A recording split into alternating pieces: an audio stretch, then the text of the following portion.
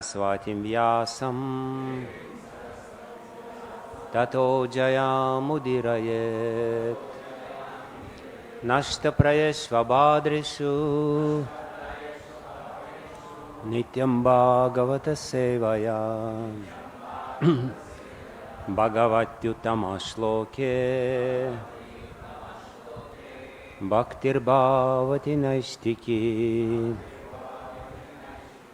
Yam pravrajantam anupetam apeta krityam Dvaipayano virahakatara juhava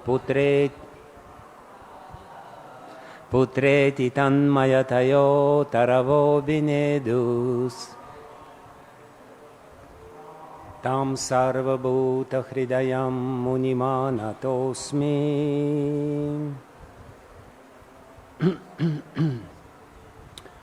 So we're reading today Shrimad-Bhagavatam, Canto 3, Chapter 8, Manifestation of Brahma from Vishnu, text numbers 3 and 4. Asinam Urvyam Bhagavatam Bhagavantam Adyam Sankarshanam Devam Akunthasattvam Vivitsavaha Tattvam Ataha Parasya Kumaramukhya Munayaha Anvaprichan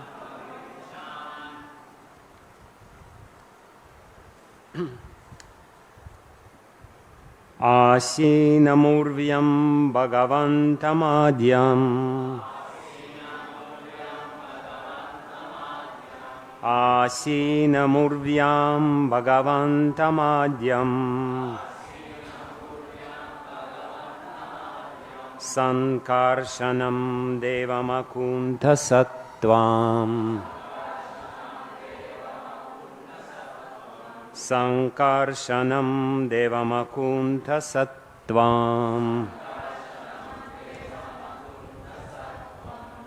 Vivit Savas Tattvamatah Parasya Vivit Savas Tattvamaha Atah Parasya Kumaramukhya Munayon Vaprichan Kumaramukhya Munayon Vaprichan Asinamurvyam Bhagavantamadyam Sankarshanam Devamakunta Sattvam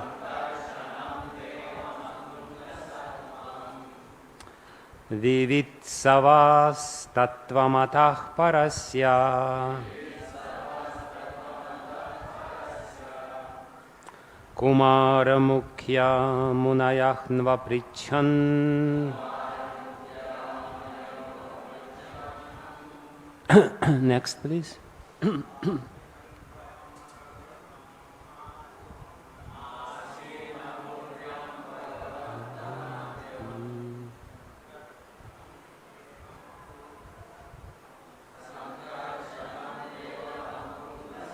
Tvam Vivitsavas Tattvamatah Parasya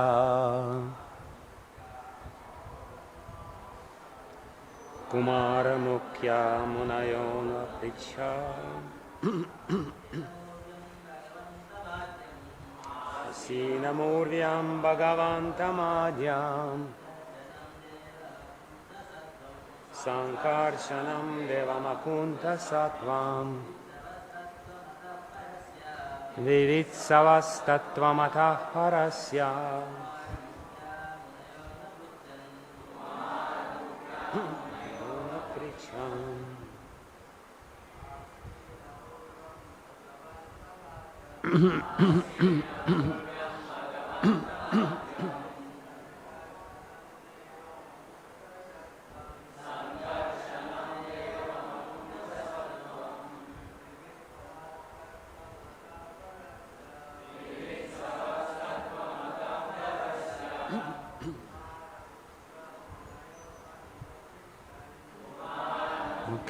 Munayon Vaprichan. Mataji.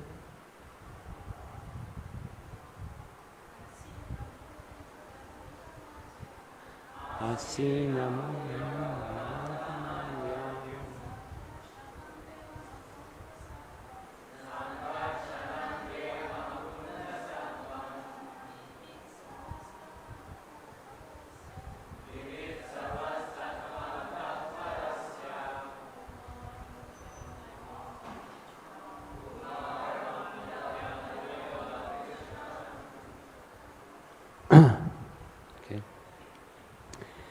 I will chant the next verse.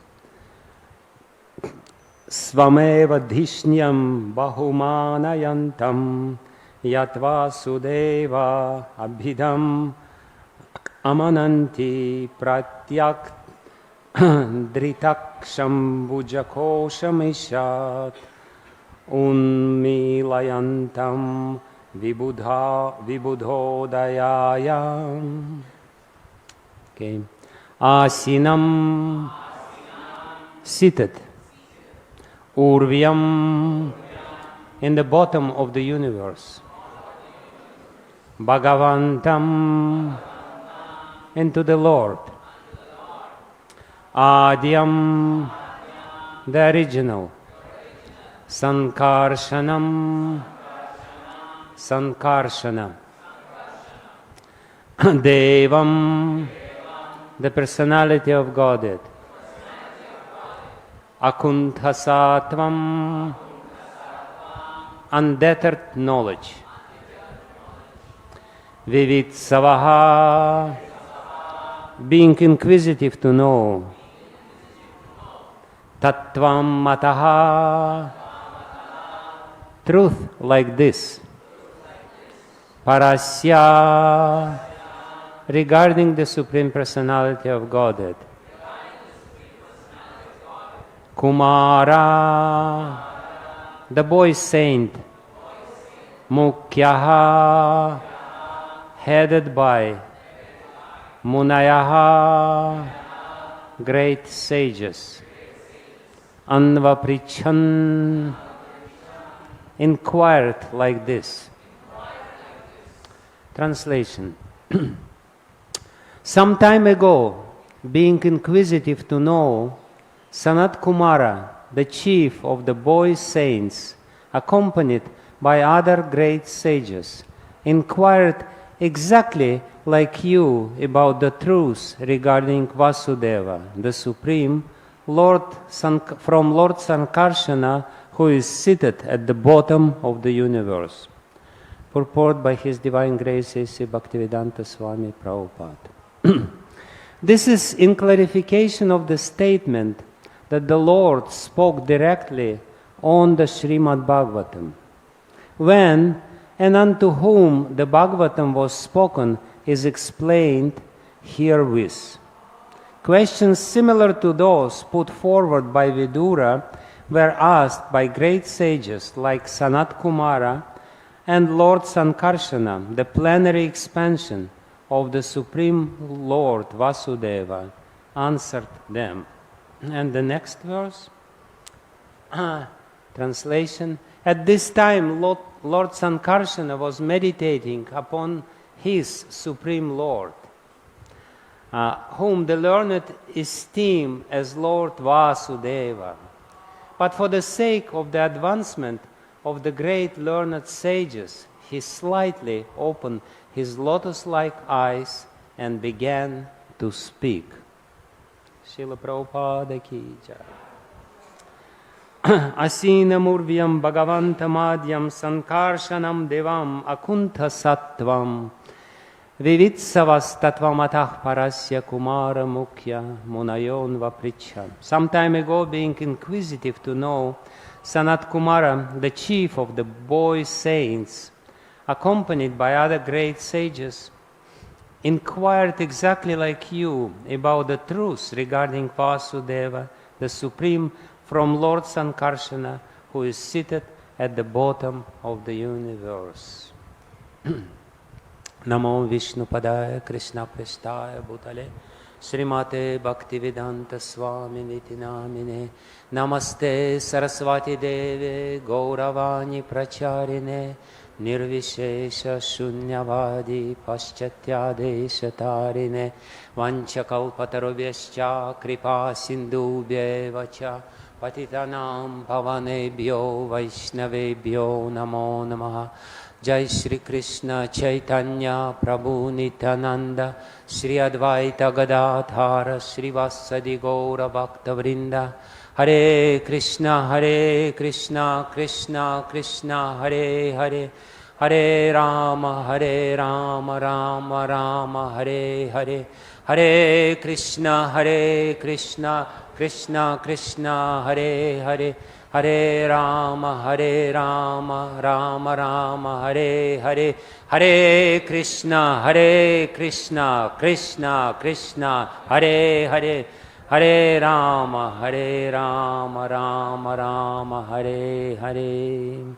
Yantah pravishya mama vachim imam prasuptam sanjeevayata kila shakti darakshvadhamna anyamsya hasta charana shravanat vagadim pranannamo bhagavate purushaya tubhyam svasyastu vishvasya kalah prasidatam dhyantu putani shivam mithodya manascha vadram vajata tadokshaje aveshyatam no matir apyahaitu ki.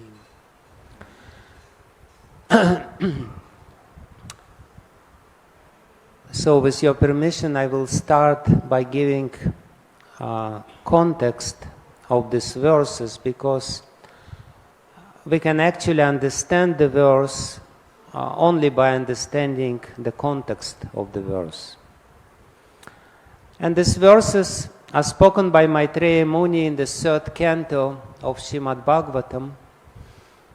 And according to the Krama scheme of the plot of Shrimad-Bhagavatam, 3rd canto of Shrimad-Bhagavatam belongs to the Sarga topic. 3rd canto of Shrimad-Bhagavatam reveals and describes Sarga, the primary creation of this world. Atra Sarga Visargascha Sthanam Poshanam Utaya. What is it?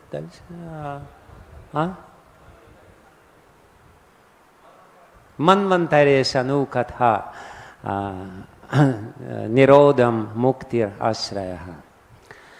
So, this verse, which appears in the end of the 2nd canto, describes the 10th topic, and some of the acharyas, while commenting on Shrimad-Bhagavatam, they say that each of the 10 topics belong to a particular canto, or is being described in a particular canto.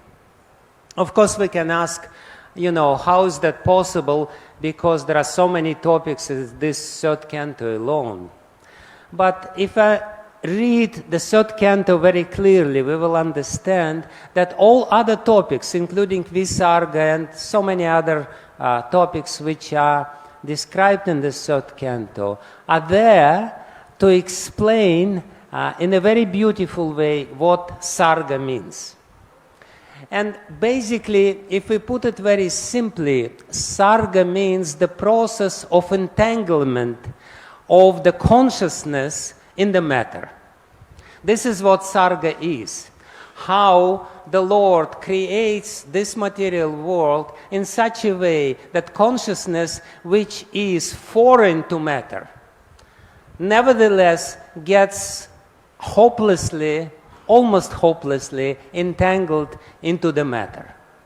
So this is the first stage of entanglement, which is described very beautifully in the 3rd canto of Shrimad-Bhagavatam. And in general, the meaning of this Sarga topic which is very important for us to understand, because that's the beginning of our problems. That's the beginning of our tragedy of being entangled almost hopelessly in the matter.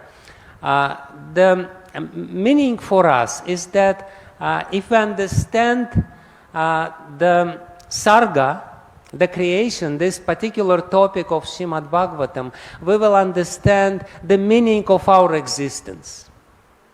That's the most important point of why it is explained in Shrimad-Bhagavatam, because the first thing which any thoughtful person asks, what is the meaning of my existence? And what is the meaning of this creation? Why this huge, humongous, gigantic creation was created by the Lord? What was the point? If it only entangles the spirit souls into the matter, into the meshes of this matter. So, basically, it's only Shrimad-Bhagavatam which gives a very clear, crisp, clear answer to this question. What is the meaning of the world? And what is the meaning of my existence in the world? If we take material scientists who are speculating about the nature of the world ultimately doesn't have any meaning. Because ultimately the world is just a bunch of atoms, molecules, and molecules don't have any meaning. Matter doesn't have any meaning in itself. Matter is meaningless. So, and if we take Mayavadis, for them, world doesn't have any meaning because it's illusion. It's ultimately meaningless. From materialistic point of view, the world is meaningless. It's just a bunch of matter. And ultimately, we are, struggling to find the meaning of our existence are just stupid human beings. Instead of enjoying to the full capacity, we are trying to make sense out of it. And from the Mayavadi point of view, it's also meaningless, totally, absolutely meaningless. What is the meaning of the snake which we see in the dark room? There's no meaning of the snake. The only meaning of the snake is to get scared and ultimately to understand this is not a snake, it's a rope.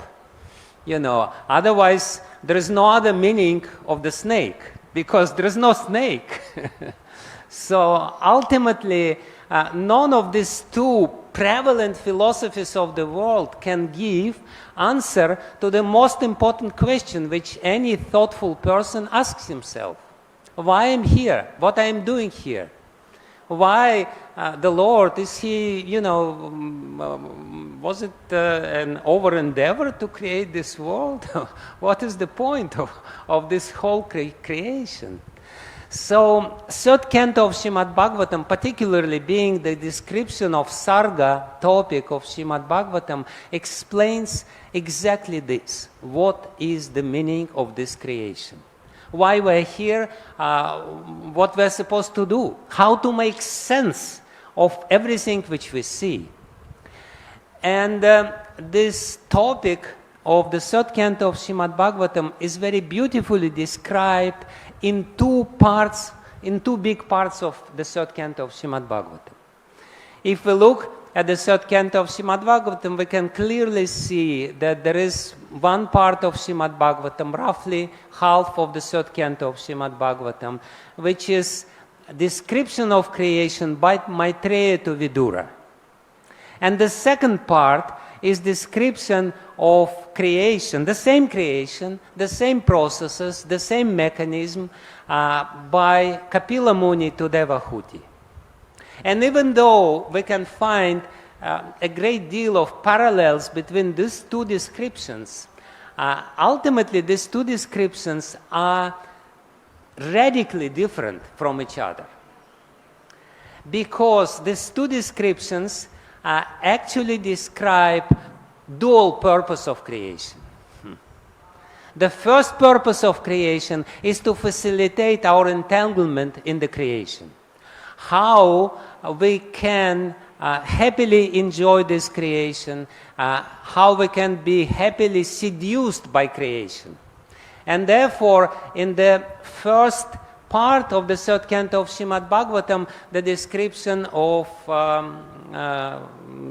appearance of Hiranyaksha, the Adidaitya is there, and how Diti entangled Kashyapa Muni into the meshes and Maya by seducing him, by basically, and these topics of this first part of the third canto of creation is explaining exactly this, and therefore acharyas which analyze the structure of the third canto, they say that the first part of the third canto is called Badha Srishti, creation for the entanglement.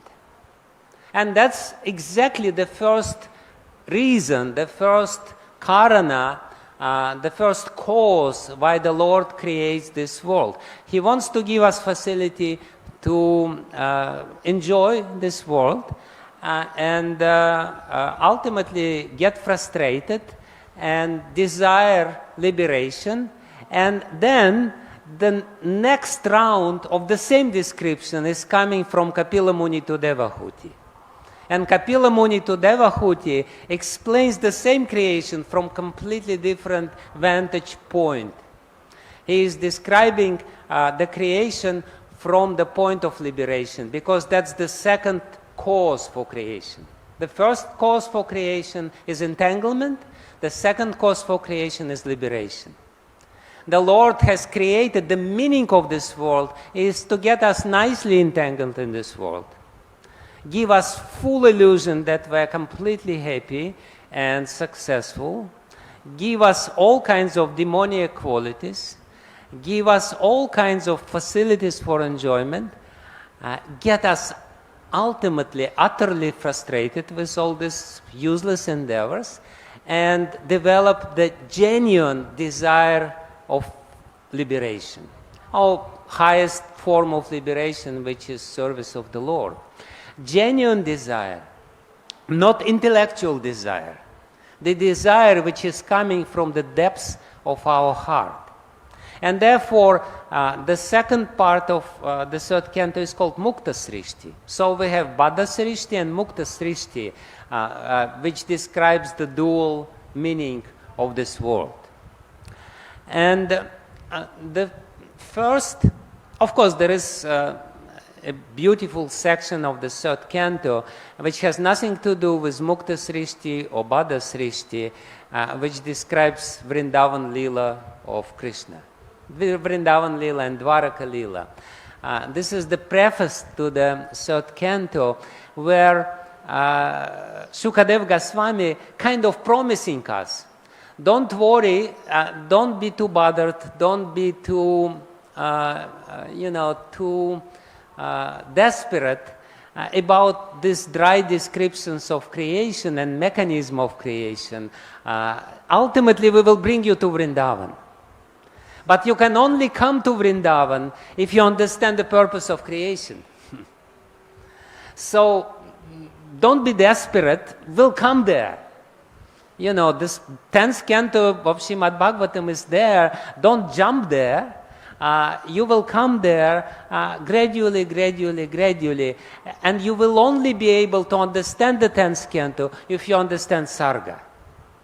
But he gives us little taste in the beginning of the third canto of Shrimad-Bhagavatam and says, yes, we'll come there, it's coming. It's like little preview or little spoiler, like, it's in modern world, word. If you want to say something and, you make spoil the plot in the very beginning. Yes, this is where we come to give some taste, some initial taste. Yes, the path to Vrindavan starts from understanding Sarga. You can never be able to really come to Vrindavan. Yes, you can purchase the ticket, go to Vrindavan, go to Loy Bazaar and eat some ice cream in the Loy Bazaar, but it doesn't mean that you are in Vrindavan. You're just crawling on the surface of Vrindavan. But to come to Vrindavan, you have to understand Sarga. That's the intention. That's the plot of Shrimad-Bhagavatam, where Shukadev Goswami first gives little preview of Vrindavan pastimes, but then says, okay, let's start from the beginning. Let's start from, step by step, revealing the meaning of our existence. So, starting from the fifth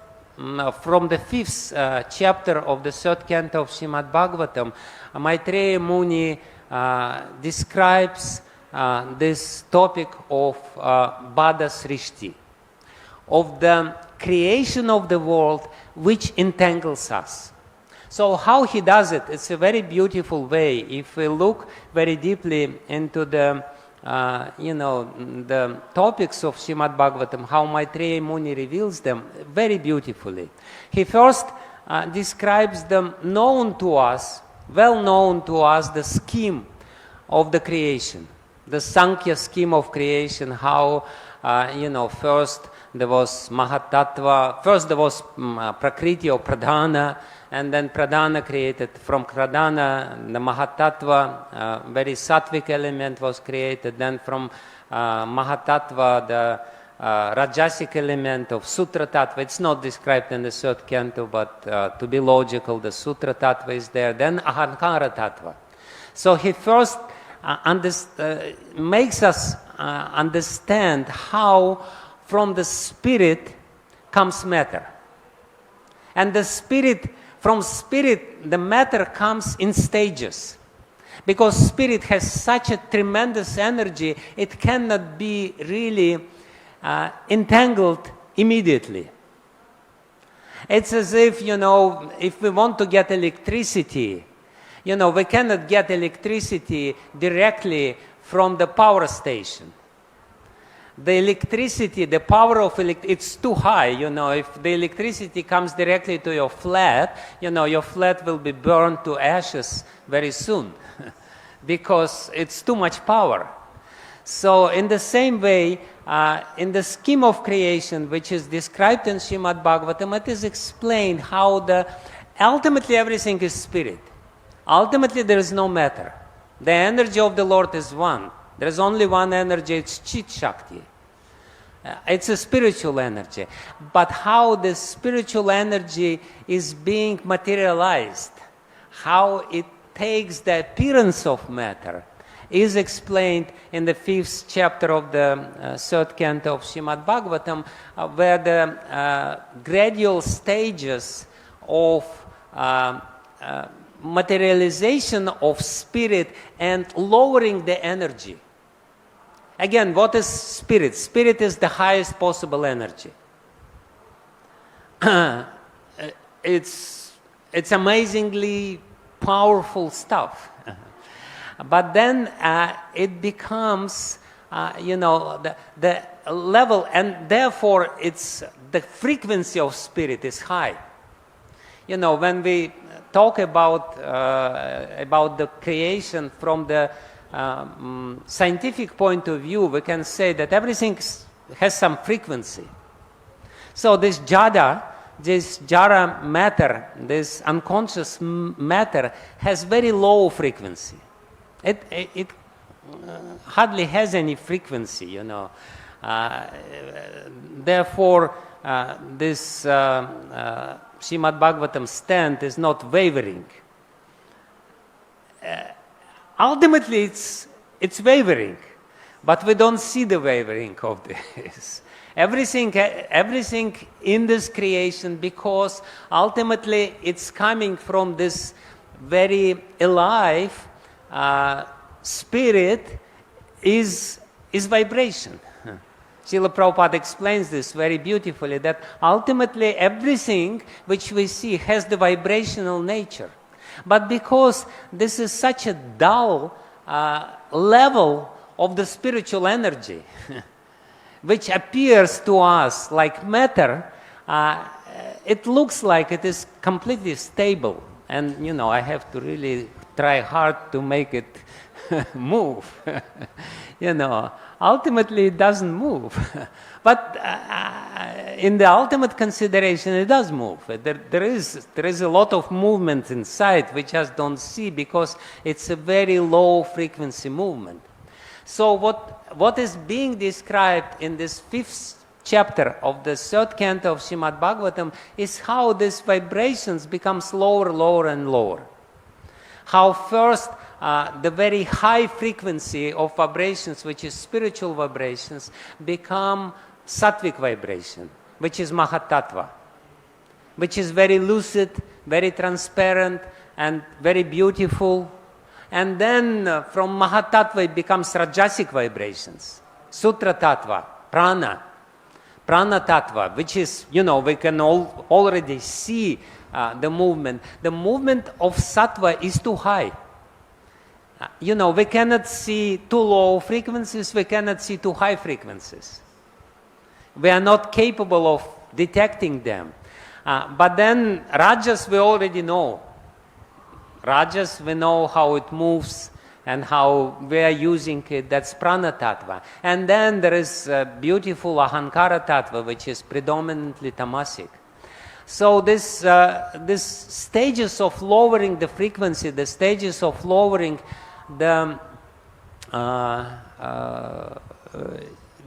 level of energy, the level of manifestation of energy are being described there.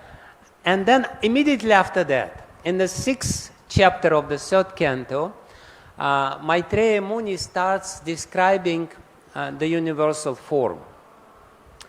Which one can ask, what does it have to do with the primary creation? Universal form is the secondary creation.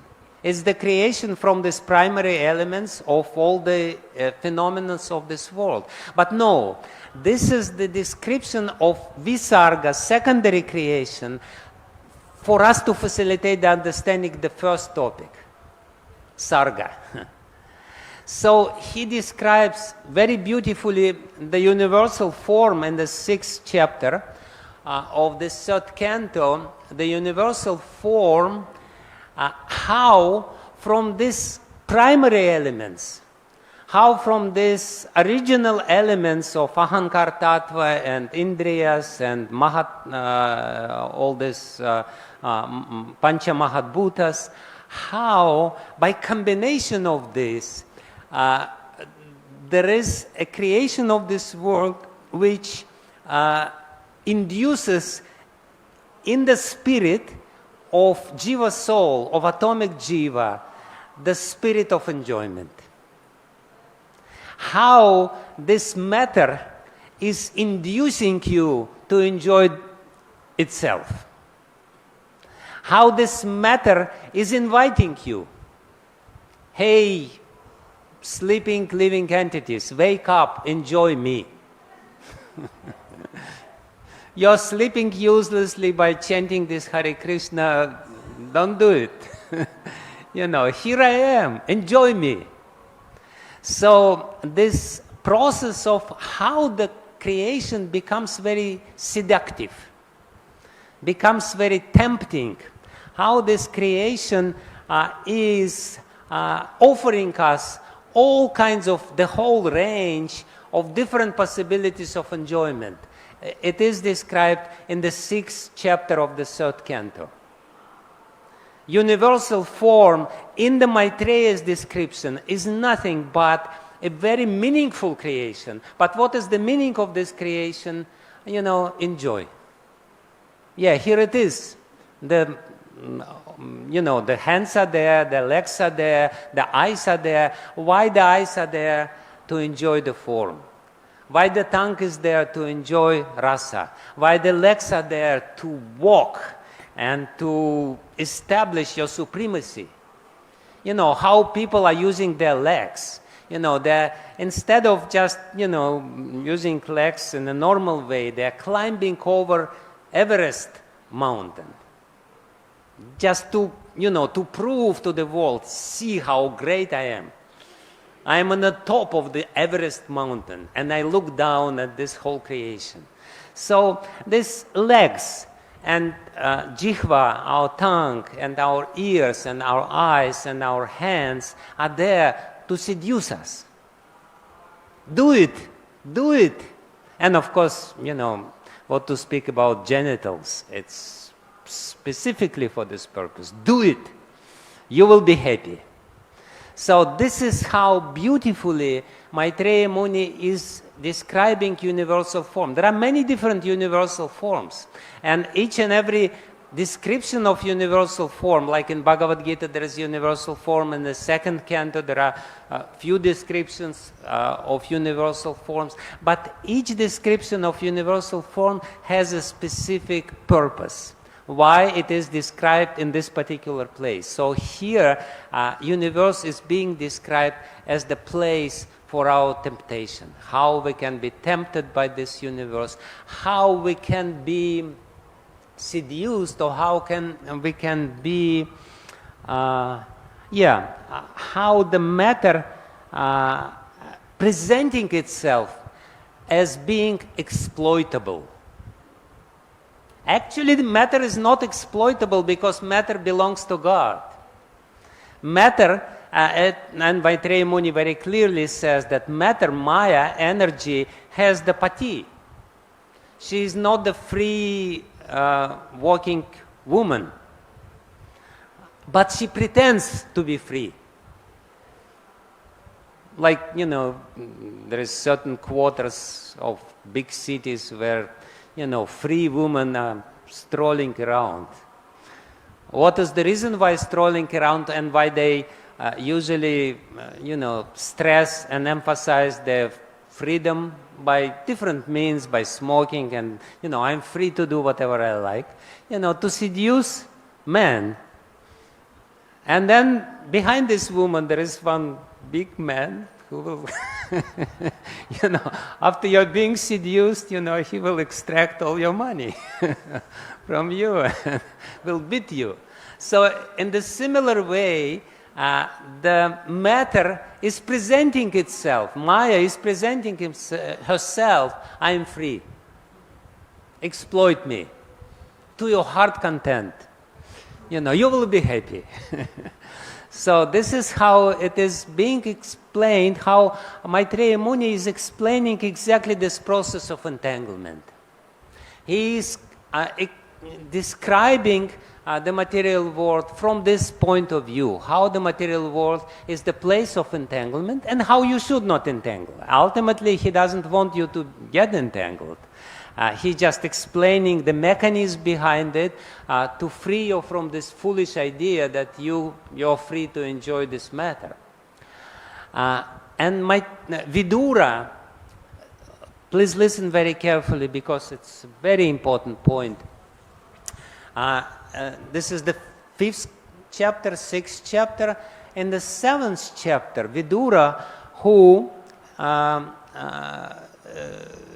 unlike us, was listening Maitreya very carefully.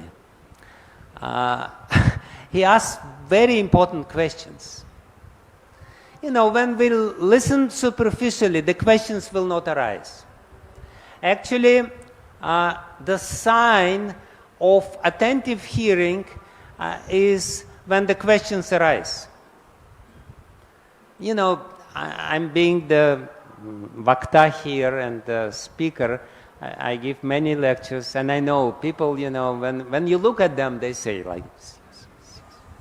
And it basically means they don't understand anything, but they want you to be happy. Yes, they listen to you. Yes. You look at them, yes. But ultimately, nothing is happening there, Yes. We agree, yes. Don't worry, we agree with you. But if you really attentively listen, you shouldn't agree. You should ask questions. How is that possible? You shouldn't say like this. You should say, oh, really? Is it? So the sign of attentive hearing is that you understand, you try to understand, and when you try to understand, some questions appear in your mind. How is that possible? And the whole 7 chapter of the third canto is what questions should appear in our mind when we hear these descriptions. And of course, Vidura, being the ideal hearer of Shrimad-Bhagavatam, he asked these questions for us in case you are dull enough not to, ask your questions, wake up. There is something really funny which is being described before, How, and the most important thing is that how, there are many questions. And each question, the whole 7th chapter of the 3rd canto is about these questions. And each question is very important, but the most important question, of course, he asked why Bhagavan created this world, what is the impetus? He's supposed to be self-satisfied. Why the heck he is doing this stuff?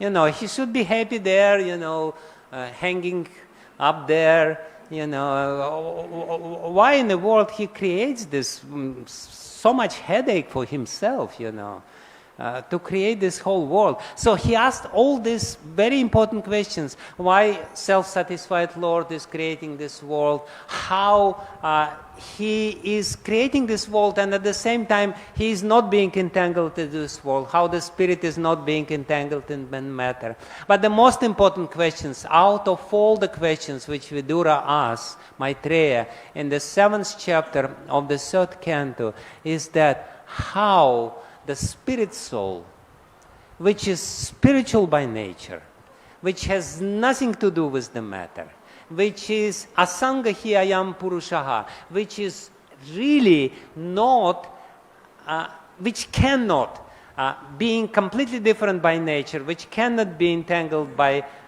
matter, how it still nevertheless get entangled. And how it suffers because of this, and why it suffers because of this, and why merciful Lord, who is supposed to be merciful, created this world which is so tempting. If he would create this world and it's a completely horrible place, and would come among this horrible place and say, get out of here, come to me, that would be easy. But this place is so beautiful. Mayapur is so beautiful, so many, and even other countries are beautiful in their own way, So Vidura asks all these questions. How is that possible? Please explain to me the rationale behind it. But again, the most important question, how the process of entanglement of the atomic spirit is really taking place in the matter. Because asanga hi ayam purushaha, purusha, spirit, is asanga. How we can come in touch with it, even though we cannot come in touch? The example which is giving, like if you take oil and you take water, because they have completely different nature, they cannot be mixed. And here we have spirit and matter, which have much more radically different matter natures, and still they mix, and mix very nicely. To unmix it requires a great deal of endeavor. Our spirit, our consciousness is so hopelessly entangled in this matter. And how is that possible? So that's the question, very important question which Vidura asks. And Maitreya looks at him. We are almost coming to today's verse. That was the introduction to the whole lecture, But we're almost there. So Maitreya looks at Vidura, and Vidura, he has very inquisitive expression in his face, and he's really pondering, he's really thinking deeply, how is that possible?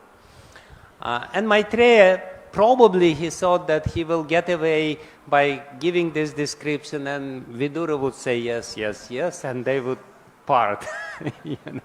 But it was not the case. Because Vidura was thinking so deeply, he asked these questions, and then Maitreya says, okay, then let's start from the beginning. I wanted to get away with this short description, but I could understand that you're a good hearer and you're not really satisfied with this sankshep description of reality. Let's go deeper into it and start from the very beginning, and I will explain to you the book, which is the complete description of reality. What is this book which gives the complete and most amazing and most beautiful description of reality? This book is called Shrimad-Bhagavatam. So this is how it is. This is how the 8th chapter of the 3rd canto starts. The Maitreya says, okay, listen to me very carefully from the very beginning. And I will explain the same topics which I already explained to you in a very abridged way, in a very sankshep way. I will explain to you much more elaborately so that you can understand. So this particular 8th chapter, which we are reading from, we are in the beginning of this 8th chapter, and in the 8th chapter,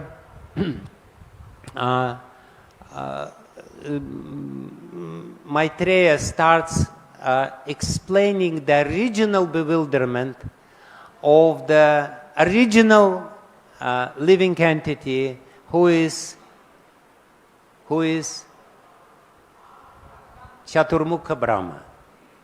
You know, he explains the appearance of Brahma, Lord Brahma, on the lotus, and his attempt to understand his own origin.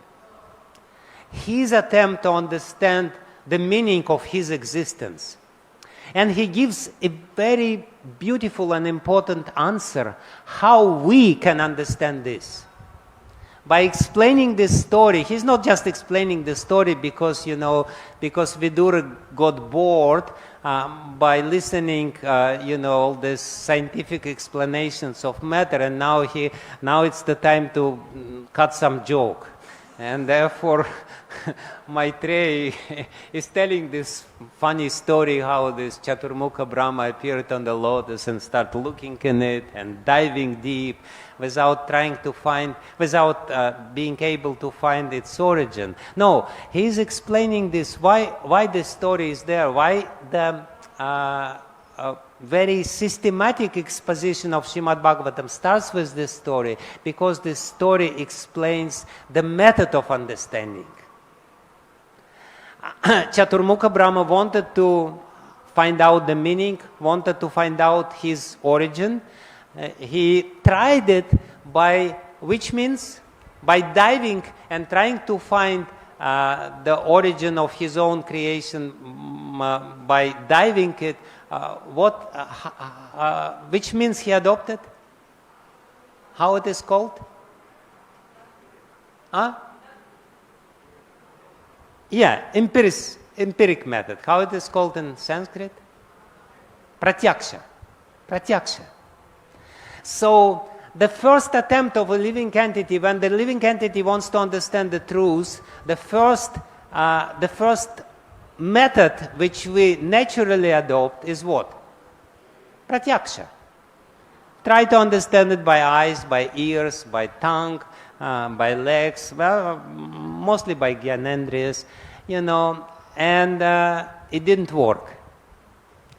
Basically, it means that even if you try to understand your own origin by pratyaksha, it's not possible. It's not possible by definition. Because you are created, how you can understand the cause for your creation if you are created yourself? It can only be revealed to you. And what is the method of revelation? What is the method of understanding the truth? What is the method of understanding Shrimad-Bhagavatam?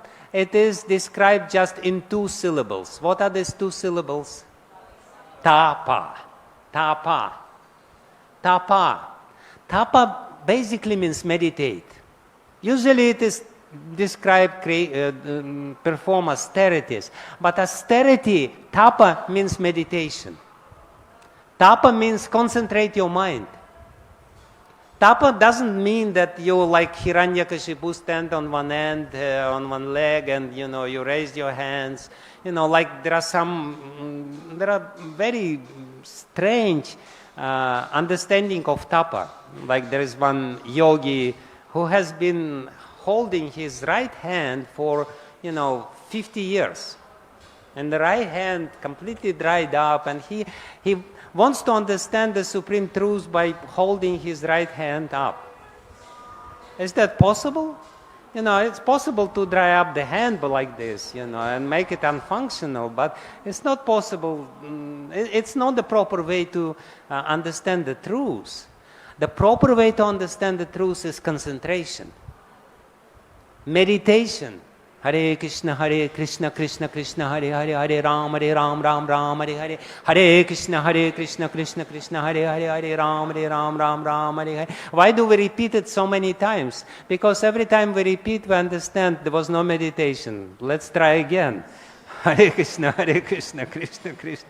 Maybe it will work this time. And therefore, it's very importantly says there, tapa. This is the method to understand the reality. If you want to understand your own origin, that's the method. That's the only method. There is no other method.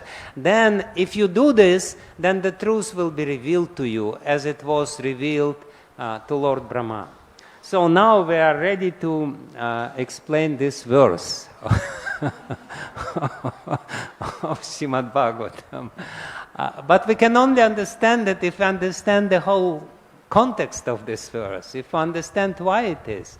So Maitreya Muni says, yes, I will explain to you everything kramashaha, according to kram, I will explain to you everything systematically, but how I will explain it to you? I will explain it to you how it was revealed to me, and how it was revealed to my guru, and how it was revealed to the guru of my guru. I will first explain, if we want to understand the truth, the method of understanding the truth is to receive the revelation. We can only receive the revelation if we concentrate our mind. It's not possible otherwise. If we really being completely sober and completely concentrated, but to be able to receive the truth, it's very cumbersome to understand the truth ourselves. Lord Brahma was meditating for many, many years before the truth was revealed. If you want the expedite method of revelation, we have to concentrate the mind. It's not an option. We have to do it, but how we have to do it? We have to concentrate the mind on the message which is received through Guru Parampara. We have to understand what is the real source of truth according to Guru Parampara. We have to be sure that the original source of truth is bona fide. Like here, Sankarshana is being described. If we, it is said here, Vivitsavaha. Vivitsavaha means inquisitive. Vivitsavaha, desiring to know the truth. If we want to know the truth, we know that vidhi pranipatena pariprasnena sevaya upadikshanti te jnanam jnaninas tattvadarshinaha. If you are vivitsavaha, if you happen to be someone who desires to know the truth, then you have to go to somebody who is akunta sattvam. Sankarshanam devam akunta sattvam. Why do they go to Sankarshana? Because he is akunta sattvam. It is very clearly said. It explains the method, the process to us. We have to find somebody who is akunta sattvam. Sattvam means mind. Sattvam doesn't mean sattva gun. Sattva means mind. Akunta means unimpeded mind. The mind which does not have obstacles inside. If we look at any living entity and we try to ask them, what is the truth? And he will try to explain the truth by his own understanding. You know, what is his mind? His mind is kuntha sattvam. It has so many obstacles. You know, what are the obstacles which we have in our mind? Kama, krodha, lobha, moha, illusion, maya, you know, so many problems are there in our mind.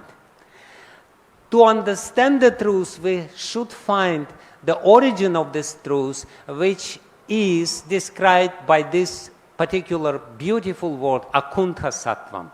Kuntha means obstacles, akuntha, somebody whose mind doesn't have obstacles. Somebody whose mind can penetrate any subject matter. Somebody whose mind can go deeply into any subject matter. So this is where parampara should start. Parampara should start from somebody who is devam, who has divine origin. Devam means divya, divya means div dhatu means krida, div dhatu means lasa, div dhatu means, you know, emanating light. He has the light himself, he is enlightened being himself, and he is akuntha sattvam. His mind is not entangled. Because kuntha, this world is kuntha, the spiritual world is vaikuntha. This world is the place of entanglement. The spiritual world is the world of freedom. No entanglement there. So you have to find somebody who has this nature of akuntha or vaikuntha.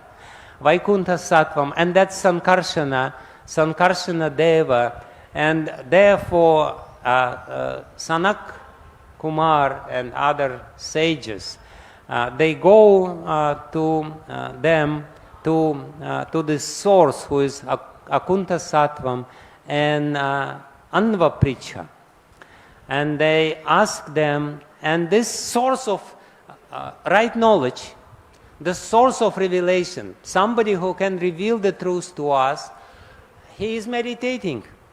What else he can do? Because he knows that's the meaning of life. The meaning of life is to meditate on the truth.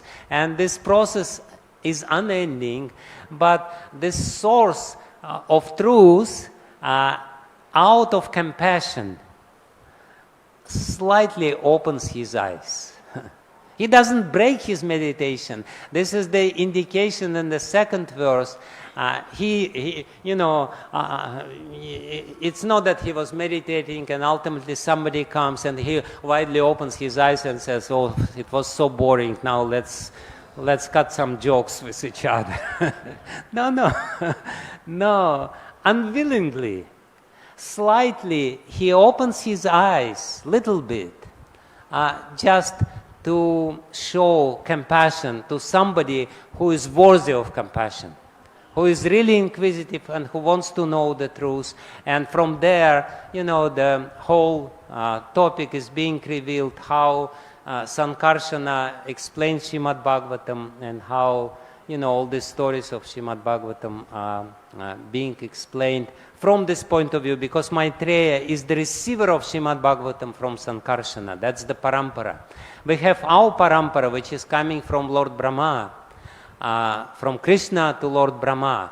But there is another bona fide Bhagavatam parampara which is described here, which is coming from Sankarshana to Sanaka Kumar, from Sanaka Kumar to ultimately Parashara Muni, from Parashara Muni to Maitreya Muni, from Maitreya Muni to Vidura. It's a different parampara of Bhagavatam, but equally authoritative, and we are now at the beginning of the description of Shrimad-Bhagavatam, which is revealed to Sanaka and other sages by Sankarshana. So that's the meaning of this verse, and I end at that time. Thank you very much. Hare Krishna. I can answer your question, but it's time. Shall I answer the question, or shall we? Huh? Okay, that's it. Hare Krishna. Thank you very much. Hare Krishna.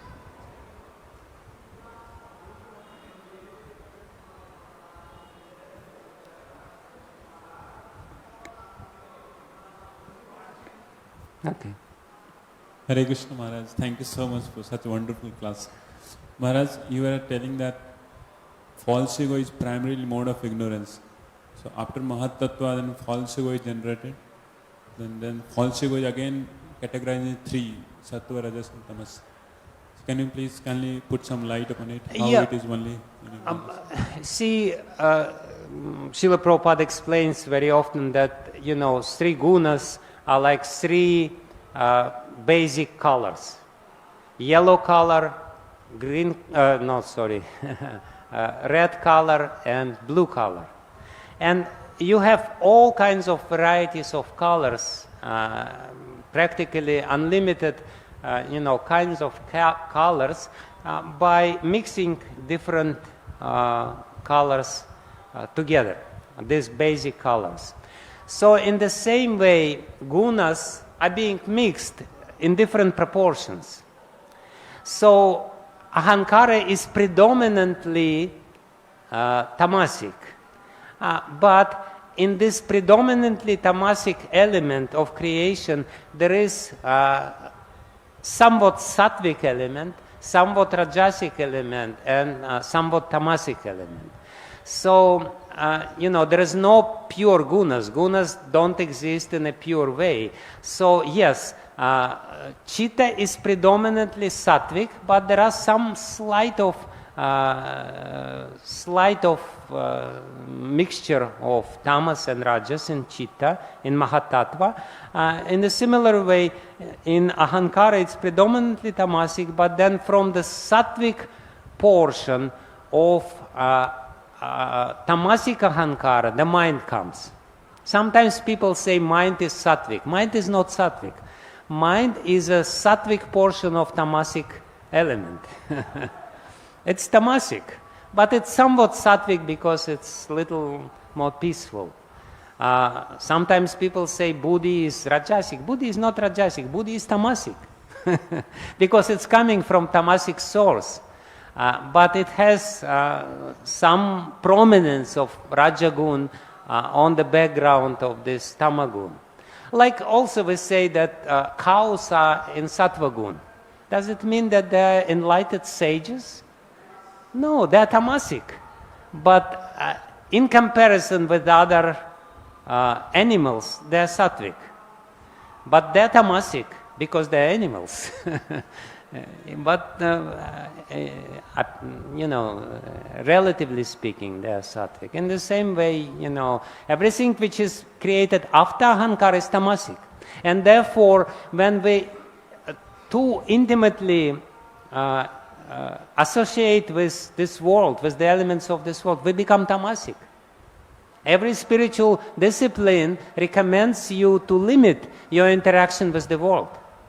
Because ultimately you're becoming more and more entangled. So you have to limit. And therefore we have four regulative principles, which is the regulated interaction with the matter to minimize the contaminating effect of the matter upon the mind and ultimately soul.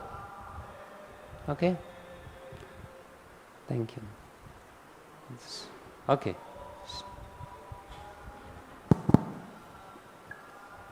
Thank you, Maharaj. Such a enlightened explanation. Thank you. I have a question regarding material nature. You mentioned that she shows herself to be exploited, but at the same time, material nature has this side of Mother Nature. Mother Nature.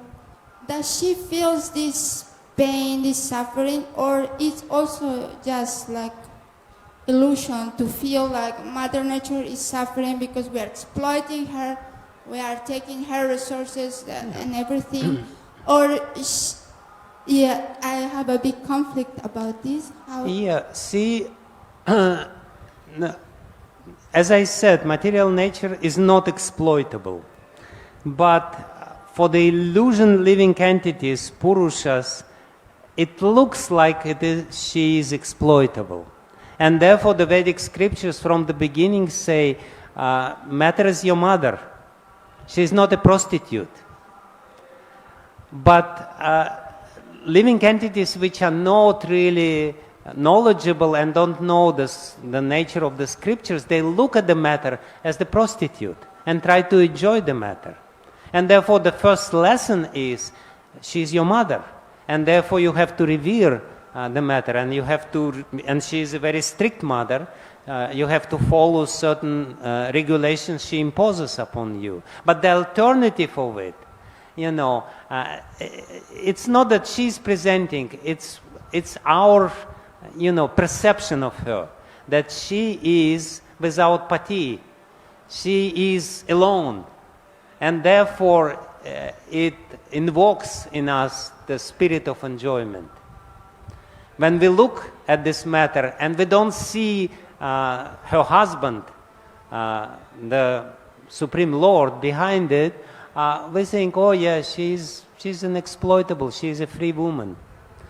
So that's our illusion. That's not reality. And therefore, Maitreya Muni he explains, yes, Maya is ultimately the energy of the Supreme Lord, but at the same time, we are prone to have this illusion to look at the matter as something, as an object of our exploitation. Okay, thank you very much, Hare Krishna. Srila Prabhupada ki jai.